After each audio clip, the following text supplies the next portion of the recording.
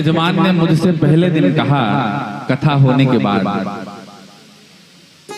अशोक शर्मा जी ने, महाराज जी सब कुछ अच्छा है, लेकिन जो लोग भगवान को धतूरा चढ़ा देते हैं, भांग चढ़ा देते हैं, नशे की चीजें चढ़ा, अब देखो यहां भी है ये,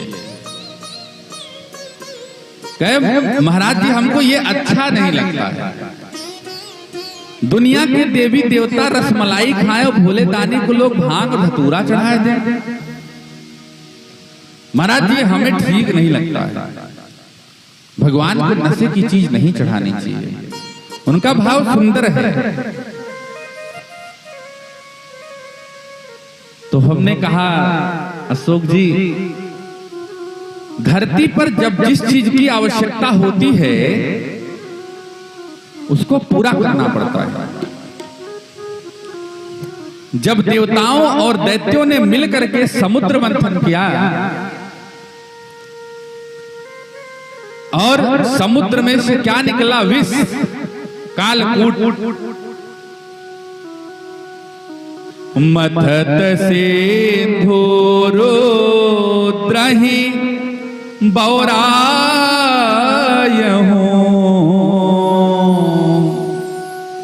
सुरन्हा प्रेरी विष पान करायहूं,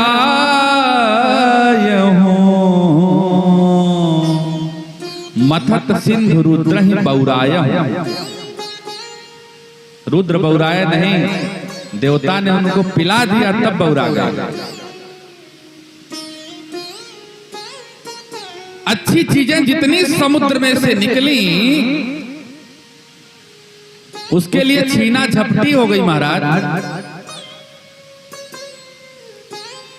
ऐरावत निकला, इंद्र ने सोचा हम देवताओं के राजा हैं, हम भी बासुकी वाली रस्सी खींच के पसीना बहा रहे हैं, ये हाथी हमको चाहिए, छीना झपटी हुई। सुंदर सी स्त्री निकली, लक्ष्मी मैया निकली, ये हुआ विष्णु भगवान कहे रूप में तो हम सबसे सुंदर हैं, तो ये तो हमारे लायक है ना। और जब विष निकल गया भैया, राक्षस उधर भाग रहे हैं, देवता उधर भाग रहे हैं, अब इसको कौन ले? अच्छा दुनिया लेना चाहती है, अब बुरा लेने के लिए कोई तैयार नहीं है। देवताओं ने महादेवों से प्रार्थना करी और महादेवों ने संसार की रक्षा के लिए आज उस विष के घड़े को, कालकूट के कलश को उठा करके गट गट गट गट गट गट भोलेनाथ पी जाते हैं। कालकूट दुनिया का सबसे जहरीला विष है। कालकूट का स्पर्श किसी व्यक्ति के शरीर पर करा दिया जाए तो मर जाता है, स्पर्श करते ही मर जाएगा। साइनाइड अगर आपने सुना हो, एक पाउडर है, अंग्रेजी दवा समझो इसको आप, ये जैसे गेहूं में डालने के लिए दवा आती है, क्या नाम उसका मुझे याद नहीं आ रहा है, सेल्फास, उसको खा करके पहले बहुत लोग मर जाते हैं, लेकिन कोई कोई हॉस्पिटल पहुंच जाए तो बच भी जाता था। लेकिन साइनाइड को जब वैज्ञानिकों ने सोचा कि हम इसका स्वाद बता दें, जीभ पे रखे नहीं कि मर गए। एक लोग पेन पेपर लिए थे और दूसरे हाथ में साइनाइड की चाटते ही लिख देंगे भले मर जाएंगे, यस लिख पाई। यस, यस माने साल्ट भी है, नमक, यस माने स्वीट भी है, मीठा, क्या समझोगे? और महाराज कालकूट ऐसा विष है कि आपको यश भी नहीं लिखने देगा।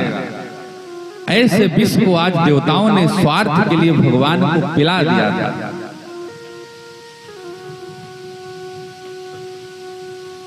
भगवान बोले ऐसे, देवताओं ने जब कालकूट विष को पिलाया, कथा चूंकि किसी दिन हो सकता हो आए, इसके तो कल का ही समय है, भगवान ने हृदय तक नहीं जाने दिया, कंठ में रोक लिया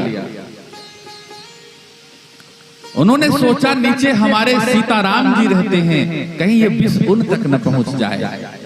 और मुंह में रख नहीं सकते क्योंकि यहाँ से हम जीभ से राम राम कहते हैं। खाली जगह भगवान का कंठ दिखा, भगवान ने कालकूट को वहीं पर रख लिया और विष के प्रभाव से भगवान का गर्दन नीला हो गया, भगवान का नाम नीलकंठ पड़ गया हो। बोलिए नीलकंठ भगवान की।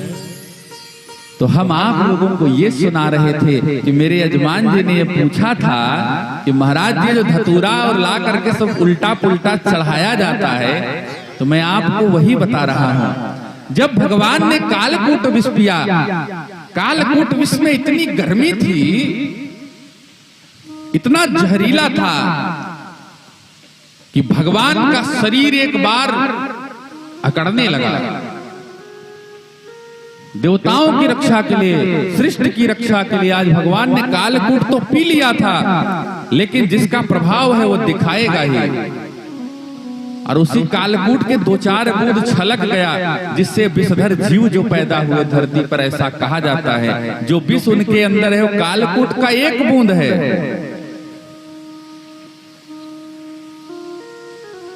भगवान ने जब कालकूट को गले में लिया तो भगवान को बहुत जलन महसूस होने लगी, जलन का अनुभव होने लगा। अश्विनी कुमारों ने सोचा कि भगवान भोलेनाथ बहुत तड़प में हैं, इनकी तड़प दूर करनी चाहिए। तब अश्विनी कुमार ने ये जो भोलेनाथ को चढ़ाया जाता है ये धतूरा लेकर के आए। अश्विनी कुमारों ने भोलेनाथ को ये नशा पकड़ाया, ये वाला। कोई लड़का तंबाकू खुद से कभी नहीं सीखता जब तक उसका साथी रगड़ के खिलाए ना। एक बार ट्राई करूं, बहुत अच्छा आएगा। और वो ट्राई करते करते महाराज जीवन भर चुनौती बंध जाती है गमछे में। आज अश्विनी कुमार भगवान के पास धतूरे लेकर के आते हैं। अश्विनी कुमारों ने भगवान को धतूरा खिलाया, जानते हैं क्यों? अब शंका का समाधान है। जो हमारे यजमान जी ने पूछा, उस शंका का यह समाधान है। जब आपको सर्प काटता है, आप हॉस्पिटल जाएंगे तो आपको जो इंजेक्शन लगाया जाएगा ना, उसमें भी सर्प का विष होता है। डॉक्टर से पूछिए कभी,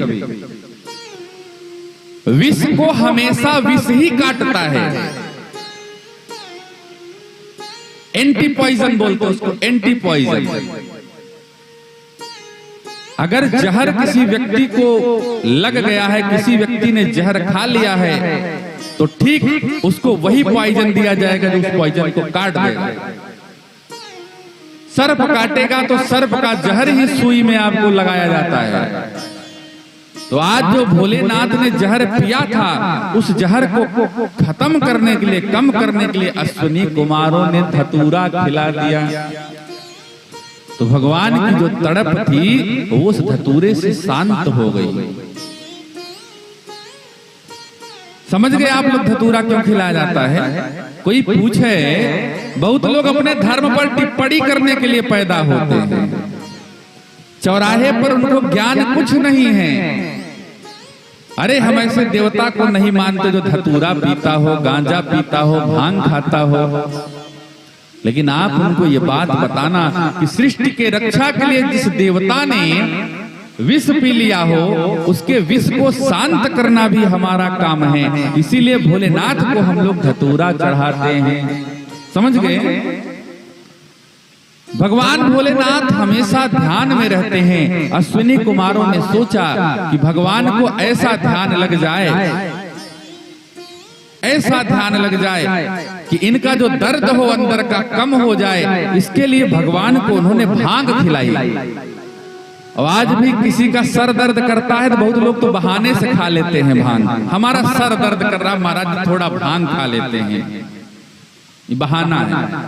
लेकिन हकीकत यह है कि भांग के नशे में अगर मात्रा में लिया जाए, मैं तो कभी नहीं लिया, एक बार किसी ने मेरी चाय में होली में मिला दिया था भैया। और सही बताएं, मुझे लगा ये धरती ऊपर है और मेरा सिर धरती के नीचे जा रहा है। अब मैं ऐसी नींद में सोया कि पूरी होली बीत गई, जगा तो सुबह हो गया था। बोली हर हर महादेव। लेकिन ऐसा कहते हैं कि भांग का नशा जो होता है व्यक्ति को मस्त कर देता है, और ज्यादातर साधु संत जो भांग का सेवन करते हैं वो भजन करने के लिए करते हैं। अश्विनी कुमारों ने भगवान को भांग खिलाया कि अगर भोले को थोड़ी दर्द भी होगी, थोड़ी तकलीफ भी होगी, तो भगवान भूल करके समाधि लगा लेंगे। इसीलिए भगवान को हम लोग धतूरा और भांग चढ़ाते हैं।